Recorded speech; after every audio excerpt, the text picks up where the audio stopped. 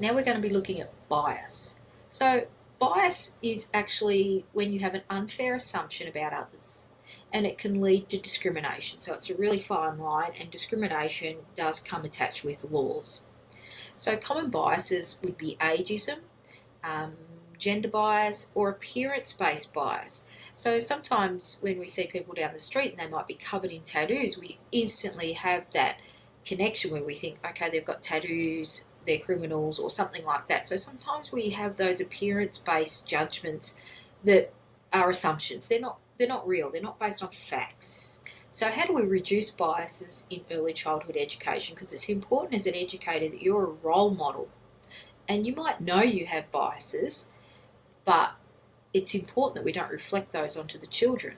So, in the environment, you might choose books or toys and materials that reflect diverse cultures, abilities, and family structures.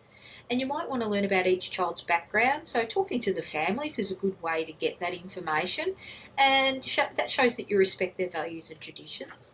And then you can also regularly reflect on your own values. Like I just reflected on sometimes what I instantly think of when I see people covered in tattoos.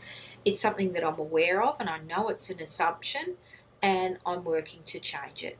And the assumptions usually happen when we're thinking about cultural differences as well, because sometimes when we see something as different, we have a bias towards that. So, question 5 is asking you to think about some biases you may have in the workplace and list 5 of them.